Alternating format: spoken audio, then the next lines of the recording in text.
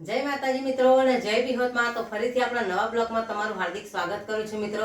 તો આજે હું તમારા માટે 5 જ મિનિટમાં રેડી થઈ જાય એવી હેર ડાય લાવી છું, એવો વિડીયો લઈને આવી છું। તો મારી સાથે તમે વિડીયોમાં બન્યા રહો, વિડીયો પૂરેપૂરો જોવો। વિડીયો કયા ગામથી જોવો છો એ કોમેન્ટમાં લખી જણાવજો કે અત્યાર સુધી તમે જો બજારની ડાય લાઈન નાખો છો, સફેદ વાળને તમે છુપાઈ દો છો, પણ કેમિકલ વાળી ડાય નાખવાથી તમારા માથામાં જો તમને અવનવી તકલીફો થઈ જતી હોય, એનાથી તમારા સફેદ વાળ છુપાવવા માટે જો બજારની ડાય નાખો તો તમારા વાળ ખરી જાય છે, તમને માથામાં સોજો આવી જાય છે। કેમિકલ વાળી ડાય નાખો એટલે આંખોએ હોજા આવી જાય છે, તમારા વાળ ખરવા માંડે છે અને તમે એક વાળ તોડો તો તમારા 10 વાળ સફેદ નીકળી જાય છે। પણ આજે હું તમને કેમિકલ વગરની ઘરે ડાય બનાવતા શીખવાડું છું। માત્ર 5 મિનિટમાં આપણી હેર ડાય બનીને રેડી થઈ જવાની છે। તો મારી સાથે વિડીયોમાં બન્યા રહો। માત્ર 1 જ ચમચી હળદરથી આપણે ઘરે ડાય બનાવવાની છે અને એની અંદર કઈ કઈ વસ્તુ નાખવાની છે એ પણ હું તમને આગળ વિડીયોમાં બતાવીશ, પણ તમે વિડીયો પૂરેપૂરો જોવો, વિડીયોમાં બન્યા રહો।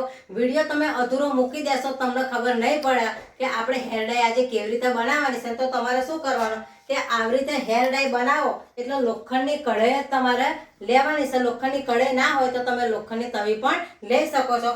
લોખંડની કઢાઈમાં આયરન હોય છે ને, એ આયરન જો આપણી હેર ડાયને મળે ને એના કારણે તમારા સફેદ વાળ હોય એ ગાયબ થઈ જાય। અહીંયા આપણે કઢાઈ ગેસ ઉપર મૂકી દીધી છે અને એની અંદર આપણે નાખીશું હળદર, અને હળદરમાં કઈ કઈ વસ્તુ નાખીશું અને એની અંદર બીજી કઈ વસ્તુ આપણે ઉમેરીશું તો જ આપણી હેર ડાય ઘરે નેચરલી બનીને રેડી થઈ જશે। અને આ ડાય નાખવાથી તમને કશું નુકસાન પણ નહીં થાય। તમારા સફેદ વાળ હશે એ ગાયબ થઈ જશે, તમારા ખરતા વાળ હશે એમાં પણ તમને રાહત મળી જશે, વાળ તમારા રૂખા સુખા રહેતા હોય ને એમાં પણ તમને રાહત મળશે। તો અહીંયા મિત્રો આપણી કઢાઈ છે એ ગરમ થઈ ગઈ છે અને એની અંદર આપણે 1 ચમચી ભરીને હળદર નાખી દેવાની છે।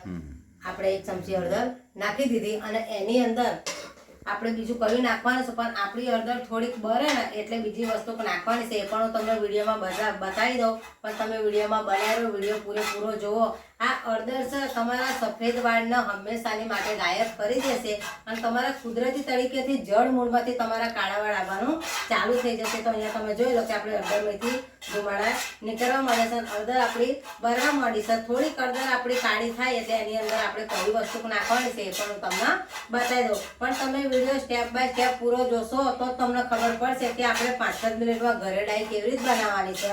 પણ જો તમે વિડીયો અધૂરો મૂકી દેશો તમને ખબર નહીં પડે કે હળદર લીધી છે એની અંદર કઈ કઈ આઈટમ નાખવાની છે એ પણ હું તમને બતાવી દઉં કે અહીંયા તમે જોઈ લો કઢાઈમાંથી એકદમ વરાળો નીકળવા માંડી છે। હવે એની અંદર આપણે શું નાખવાનું છે કે આપણે લઈ લેવાની છે ચા પત્તી। તો અહીંયા આપણે આટલી લઈ લીધી છે ચા પત્તી। ચા તો દરેકના ઘરમાં હોય એ આપણે અંદર નાખી દેવાની છે। હવે આપણે હળદર અને ચા પત્તીને બરાબર મિક્સ કરી દેવાનું છે અને તમારે એક જ વાતનું ધ્યાન રાખવાનું કે તમારે લોખંડની કઢાઈમાં જ બનાવવાનું છે કે આનું આયરન મળશે એના કારણે તમારા વાળ કુદરતી તરીકેથી કાળા રહેશે। તો આપણે હળદરને અને ચાના બેને કમ્પ્લેટ બારી દેવાની છે, એકદમ કાળું કોલસા જેવું થઈ જાય ત્યાં સુધી આપણે એને બારી લેવાનું। તો આપણી હળદર અને જે ચા બરવા માંડી છે એની અંદર હવે આપણે નાખી દેવાનો છે આમળા પાવડર। જો તમારી કાન આમળા પાવડર ના હોય તો સૂકા આમળા વાટીને પણ તમે નાખી શકો છો। તો અહીંયા આપણે આટલો અડધી ચમચી જેટલો આમળા પાવડર લઈ લેવાનો છે અને એને પણ અંદર મિક્સ કરી દેવાનો છે, એટલે આપણી ચા પત્તી, હળદર અને આમળા પાવડર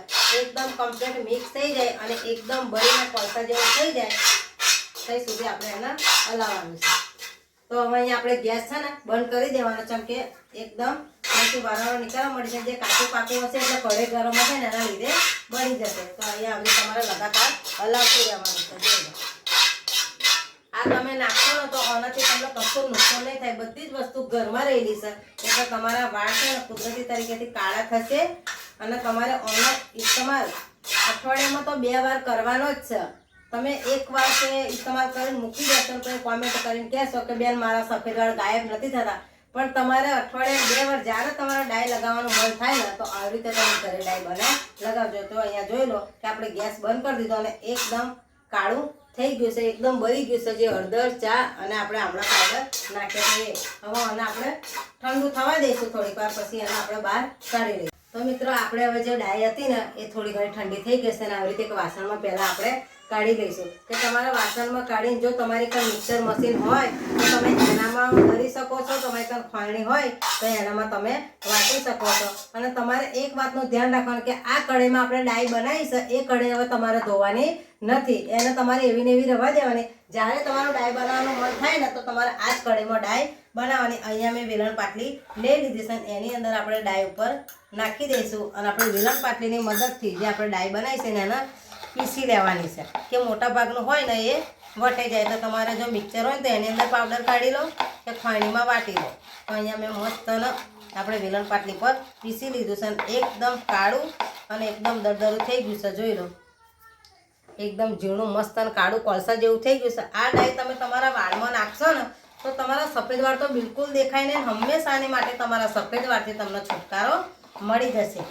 તો આપણે મસ્તનો ડાય અહીંયા વાટી લીધી છે. જોઈ લો આપણા હાથ કેવા એકદમ કાળા થઈ ગયા છે ને કેટલો મસ્ત કાળો કલર આવે. હવે તમારે શું કરવાનું છે કે આની અંદર જે આપણે કટોરો હતો ને એની અંદર જ આ બધી ડાયના કાઢી લેવાની છે.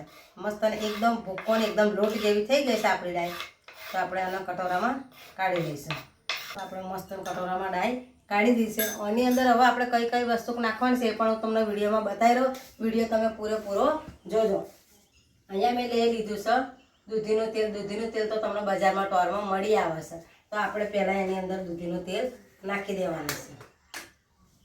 આવી રીતે તમારે દૂધીનું તેલ, દૂધીમાં ઠંડક હોય એટલે તમારા માથામાં જો ગરમી હોય અને ગરમીના કારણે પણ જો સફેદ વાળ આવતા હોય ને તો દૂધીનું તેલ પણ અટકાવવામાં મદદ કરશે. તમને માથામાં બળતરા થતી હોય તો પણ તમને મદદરૂપ બનશે. તો આપણે દૂધીનું તેલ અને આપણે ડાયસન એને મિક્સ કરી લઈશું અને આની અંદર હજુ કઈ કઈ બીજી વસ્તુઓ નાખવાની છે એ પણ હું તમને વિડીયોમાં બતાવી દઉં. તમે વિડીયો પૂરેપૂરો જોવો, વિડીયોમાં બન્યા રહો તો તમને ખબર પડશે. હવે આપણે નાખવાનું છે એલોવેરા જેલ. જો તમારી કાને એલોવેરા જેલ ના હોય તો તમે કુંવર પાઠું પણ નાખી શકો છો. આ એલોવેરા જેલ જે તમારા વાળ રૂખા સુખા રહેતા હશે ને એમાં મદદરૂપ બનશે. તો આપણે એલોવેરા જેલ અહીંયા થોડી નાખી દેવાની છે. આટલાક માત્રામાં આપણે એલોવેરા જેલ લીધી છે એને પણ આપણે મિક્સ કરી દેવાની અને બધાનો એક રસ થઈ જાય, એક મિશ્રણ થઈ જાય એવી રીતે આપણે મિક્સ કરવાનું છે કે આ દૂધીનું તેલ, હળદર, એલોવેરા જેલ અને આપણે જે ચા પત્તીને નાખી છે એનાથી તમને માથામાં કોઈ નુકસાન નહીં થાય અને તમારા વાળ કુદરતી તરીકેથી કાળા રહેશે. વાળ રૂખા સુખા રહેતા હશે એમાં મદદ મળશે. અહીંયા મેં લઈ લીધું છે સરસોનું તેલ. જો તમારી કાને સરસોનું તેલ ના હોય તો તમે નારિયેળના તેલનો ઇસ્તેમાલ કરી શકો છો. તો અહીંયા આપણે ચમચી ભરીને સરસોનું તેલ નાખવાનું છે. જો અહીંયા આપણે આટલું સરસોનું તેલ લઈ લીધું અને બધાને તમારે મિક્સ કરી દેવાનું છે. જોઈ લો એકદમ પેસ્ટ બની જાય અને આપણે નાખવાનું છે છેલ્લામાં લીંબુ. કે લીંબુ જો તમારા માથામાં ખોળો હશે અને તમને ખંજવાળ બહુ આવતી હશે એમાં મદદરૂપ બનશે. તો અહીંયા આપણે લીંબુની વધારે નથી નાખવાનું કે આટલા માત્રામાં તમારે લીંબુ કાપી લેવાનું છે અને લીંબુનો રસ તમારે આની અંદર નાખી દેવાનો છે કે જે લીંબુ છે એ તમારા ખોળો આવતો હશે ને એમાં પણ અટકાવવામાં મદદ બનશે. તો મસ્ત 5 જ મિનિટમાં આપણી હેર ડાય ઘરે બનીને રેડી થઈ ગઈ છે. તમે જોઈ શકો છો. અહીંયા હું તમને જોઈ લો એકદમ કાળી કોલસા જેવી ને એકદમ નેચરલી. આની અંદર કશું જ કેમિકલ નથી.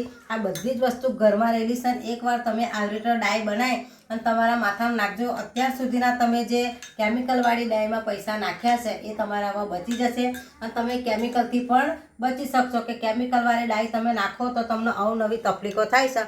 અને આપણે મસ્ત હેર ડાય ઘરે જ બનાવીને રેડી કરી દીધી છે અને અઠવાડિયામાં 2 વાર તમારે નાખવાની છે. નાખવાનું તમારે કેવી રીતે કે તમારા કોરા વાળ હોય ને ત્યારે તમારે નાખવાનું. જો તમે તેલવાળા માથામાં નાખશો તો કલર આવે નહીં. એટલે તમારા કોરા વાળમાં નાખવાની. તો આવા જ હેલ્ધી અને સ્ટીપ વિડીયો જોવા માટે મારી ચેનલને સબસ્ક્રાઈબ કરજો, સપોર્ટ કરજો. ફરીથી મળીશું એક નવા વિડીયો સાથે. તમારે સબસ્ક્રાઈબર જોઈતું હોય તો મારી ચેનલમાં જઈને તમે કોમેન્ટ કરી દેજો તો તમને અવનવા વિડીયો જોવા મળશે. ફરીથી મળીશું નવા વિડીયો સાથે. ત્યાં સુધી બધાને જય વિહતમાં.